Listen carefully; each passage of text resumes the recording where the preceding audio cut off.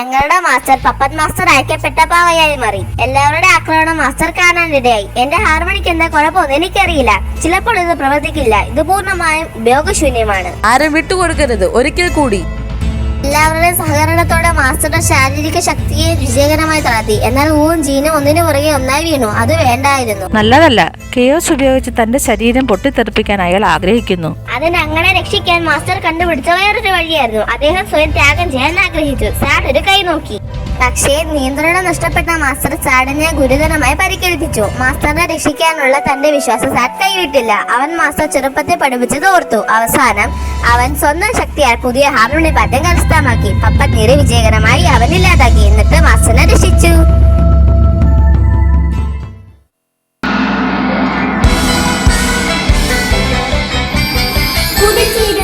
മുമ്പിൽ ഒരു അസ്വസ്ഥമായ പാത.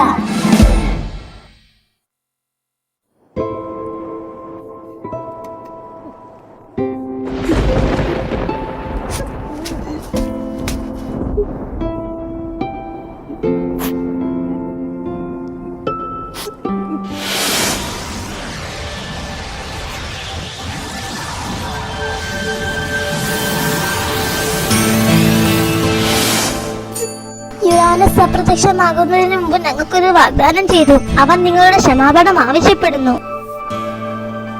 എനിക്ക് ആരുടെയും ക്ഷമാപണം ആവശ്യമില്ല.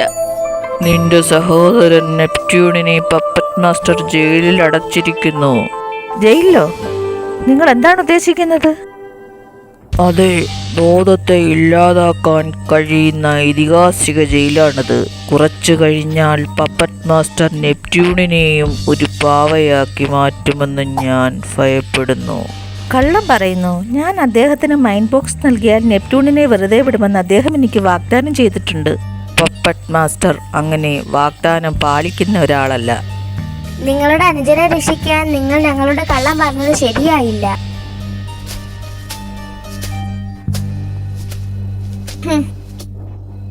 ഒരു മിനിറ്റ്.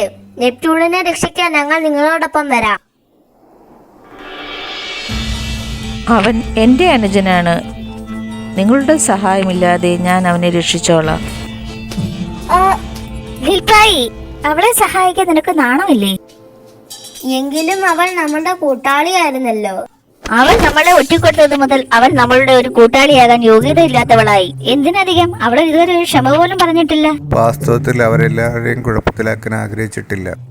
അവൾ അവളുടെ ഹൃദയത്തിലൂടെ നമ്മോട് ക്ഷമ ചോദിച്ചിരിക്കുന്നു. നമ്മൾ സഹജീവികളാണെങ്കിൽ അവൾ തീർച്ചയായും നമ്മളെ കണ്ടുമുട്ടും. വേഗം പുറപ്പെടാം. മാസ്റ്റർ, അങ്ങയുടെ അസാന്നിധ്യത്തിൽ ഞങ്ങൾ പലതും അനുഭവിച്ചിട്ടുണ്ട്. ഒരുപാട് കഷ്ടപ്പാടുകളും സാഹസികതകളും നടത്തി. ഭാഗ്യവശാൽ എനിക്ക് പുതിയ ഹാർമണിയും കിട്ടി. എന്റെ പ്രതിഭയുടെ നേതൃത്വത്തിൽ ട്രൂപ്പ് ഓഫ് എല്ലാ പ്രതിസന്ധികളും മറികടന്നു. എല്ലാത്തരം ബുദ്ധിമുട്ടുകളിലൂടെയും ഈ ലിലിപ്പായി വിജയകരമായി പൂർത്തിയാക്കി. അപ്പൊ ഞാൻ ആരുടെയൊക്കെ മോൻ.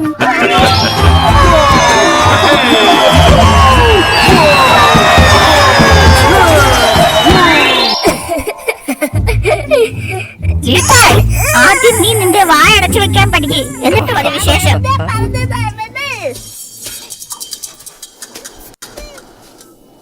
പൂവിന് എന്തു പറ്റി? ലിൽപായ്ക്ക് പുതിയ ഹാർമോണി പാറ്റേൺ കിട്ടിയതോടെ പൂവും നിശബ്ദനായി.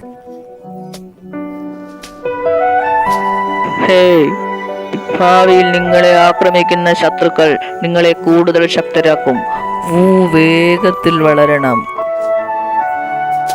കുംഫു മാത്രമല്ല, അവന്റെ ഹൃദയവും. ഹൃദയമോ?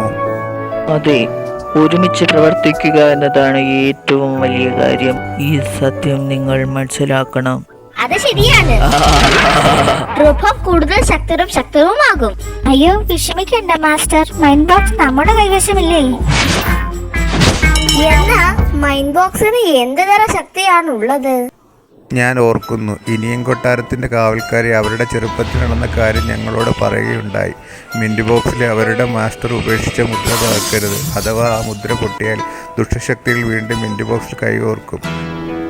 അപ്പോൾ ദുരന്തം സംഭവിക്കും.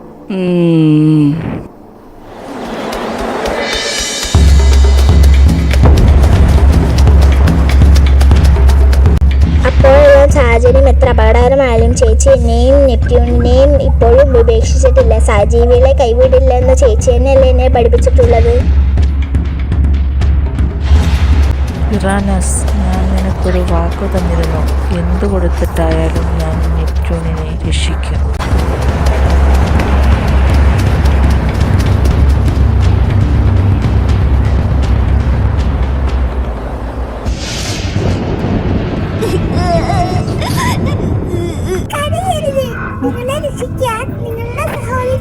ആരാണിപ്പോൾ സംസാരിച്ചത്?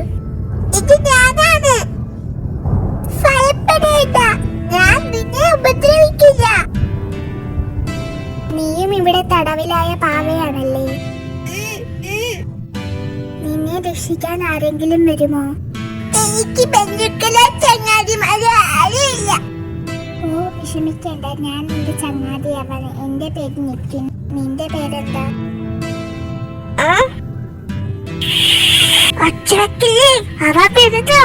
ഓർക്കുക, നിന്നെ ഇഷ്ടപ്പെടുന്നവരെ നീ എപ്പോഴും ഓർക്കണം.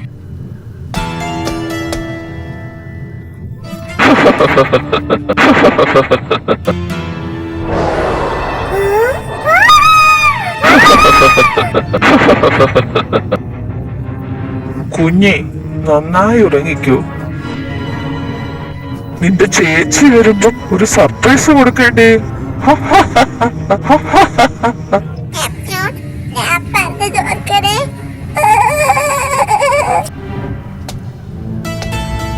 ശരി, നിന്റെ ഓർഡറിന്റെ കാര്യം എങ്ങനെയൊക്കെ പോകുന്നു?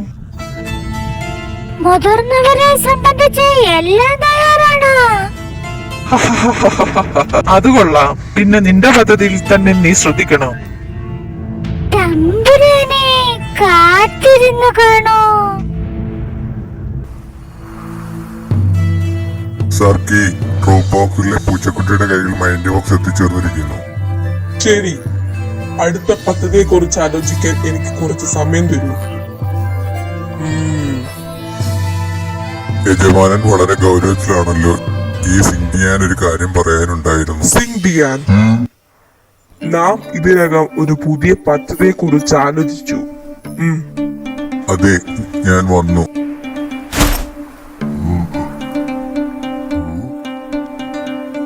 എന്റെ യജമാനൻ തീർച്ചയായും ബുദ്ധനും തന്ത്രശാലിയുമാണ്. സിംഗിയാൻ അതിൽ അഭിമാനിക്കുന്നു. നിങ്ങൾക്ക് വസ്തുത ലാഭിക്കാം. വേഗം ചെയ്യൂ. സിംഗിയാൻ അത് ചെയ്യും.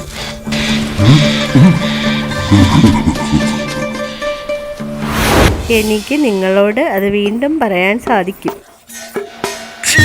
പോയെന്ന് പരസ്യമായി നിലവിളിക്കരുത് എന്ന് മാത്രം. നിയമലംഘകർക്ക് 3 മുതൽ 5 ദിവസം വരെ ശിക്ഷ അനുഭവിക്കേണ്ടി വരും. നിന്നെ കുറച്ച് പറയാൻ ഈ പഴയ കാര്യം തന്നെ വേണമായിരുന്നോ? നിങ്ങൾ വ്യക്തമായി സംസാരിച്ചില്ലെങ്കിൽ എൻ്റെ കയ്യിൽ നിന്ന് നിങ്ങൾക്ക് 25 അടി ഫ്രീ ആയി ലഭിക്കും. ഹോ, കേൾക്കൂ, ഞാൻ ചുമ്മാ പറഞ്ഞതല്ലേ. ഒരു കാര്യം കൂടി, മൈൻഡ് ബോക്സ് പിടിച്ചെടുക്കുക എന്ന പ്രധാനപ്പെട്ടതും അസാധാരണമായ ദൗത്യം ജസ്റ്റ് ക്ലാൻ ലീഡർ ഈ യുവ ചെറുപ്പക്കാരനായി എന്നെയാണ് ഏൽപ്പിച്ചിരിക്കുന്നത്. എന്തെങ്കിലും ചോദ്യങ്ങൾ? ടോംബോയ്, നല്ല സംസാരക്കാരൻ. ആ ബോക്സ് കിട്ടുന്നതിൽ നിങ്ങൾ സ്വയം ശക്തനാണെന്ന് വിളിക്കാൻ നിങ്ങൾ അർഹനാണോ എന്ന് നോക്കാം. നല്ല മാചാര പുരുഷന്മാർ മാചാര സ്ത്രീകളോട് യുദ്ധം ചെയ്യില്ല എന്നാണ് പഴഞ്ചൊല്ല്. പക്ഷേ നിന്റെ പോലുള്ള പൂച്ചകൾക്ക് എഴുതി വെച്ച് പഴഞ്ചൊല്ലല്ലത്.